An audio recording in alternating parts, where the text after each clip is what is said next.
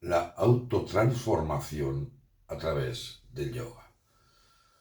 El yoga, tal como se describe en el Bhagavad Gita, es el camino de unir nuestro yo individualizado con nuestro ser superior, utilizando todas nuestras facultades. Y hay un verso que lo describe perfectamente. Ese estado debería conocerse como yoga, la unión con el Supremo, la desunión de toda unión con el dolor. Soy Pedro Nonay, me dedico a dar a conocer las sagradas enseñanzas del Gita. Si te ha gustado este vídeo, compártelo o suscríbete o comenta lo que quieras. El yoga tiene muchos aspectos basados en diferentes funciones de la mente: pensar, sentir o querer. Todo lo que hacemos se transforma en práctica espiritual al seguir la técnica del yoga. Según Krishna, el cultivo de la mente es la base de la disciplina del yoga.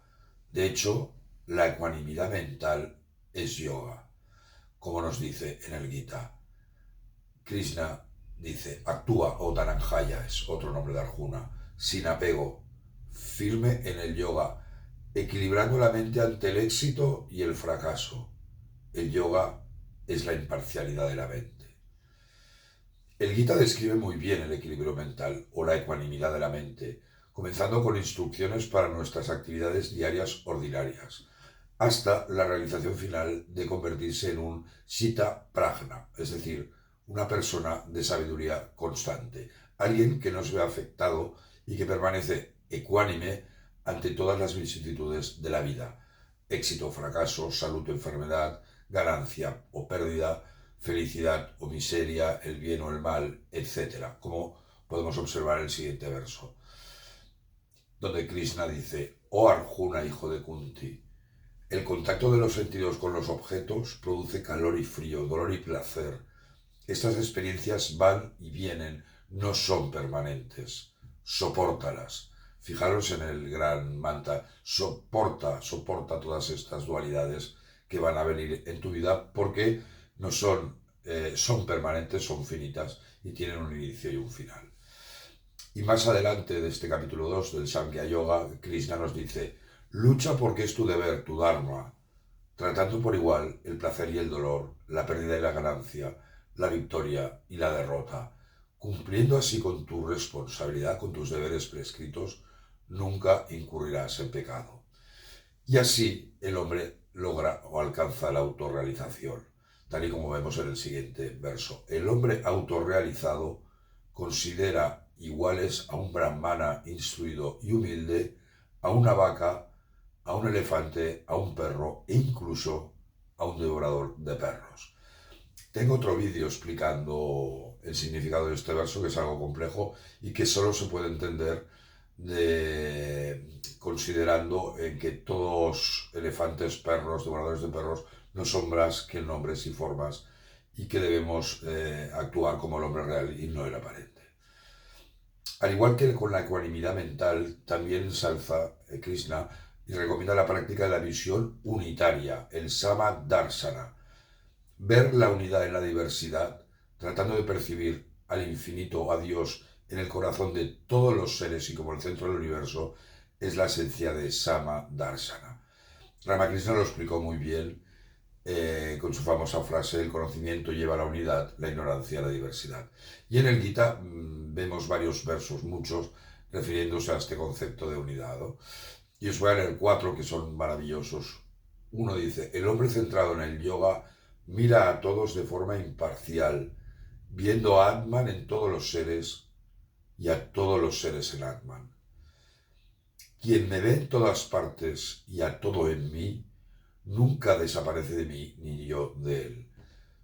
El yogi que, anclado en la unidad, me adora habitando en todos los seres, vive y se mueve en mí sin importar cómo viva y actúe.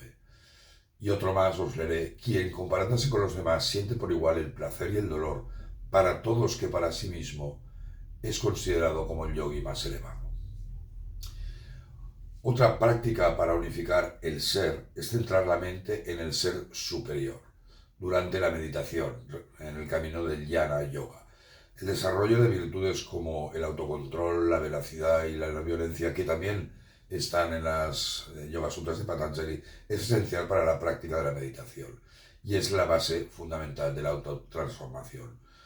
Un verdadero sentido moral es un despertar interior en la persona que le incita a hacer lo correcto y le protege de desviarse del camino, de su Dharma. La sensibilidad a esta voz interior de la consciencia requiere una disciplina durante toda la vida.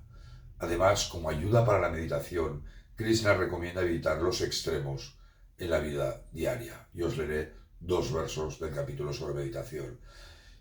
Krishna dice, en verdad el yoga no es para quien come demasiado o se abstiene de comer, ni para quien duerme demasiado o no duerme lo suficiente. Y para quien es disciplinado en la alimentación y en el entretenimiento, en el esfuerzo en todas las actividades, en el sueño y en el despertar, el yoga se convierte en un bálsamo para todos sus males. Sin embargo, a pesar de estas prácticas, el principal obstáculo para una meditación exitosa es la potente inquietud de la mente. Recordar que Arjuna dice que Krishna dice que la mente es tan difícil de dominar como el viento. El antídoto para esta turbulencia mental es la práctica constante del yoga y el desapasionamiento. Y en este capítulo sobre meditación, Krishna dice, indudablemente la mente es voluble y difícil de refrenar, pero mediante la práctica constante del yoga y del desapego se puede controlar. Sin la práctica, la piyasa y el desapego, vairagya, la verdadera meditación es imposible, como Krishna nos indica en varios versos. Y os leeré 3. 1. Cuando el propio pensamiento completamente controlado permanece firmemente en Atman, cuando uno está libre del anhelo de todos los objetos del deseo, entonces es un yogi. Y hay otro que es precioso, y es el que decía antes, como la llama de una vela que no flamea en un lugar sin viento, así es un yogi, con su pensamiento controlado, tratando de unirse con Atman. Viviendo en soledad, sobre en su comida, restringido en habla, cuerpo y mente, siempre absorto en el jnana yoga, meditación y anclado en el desapasionamiento. Muchísimas gracias. Namaste.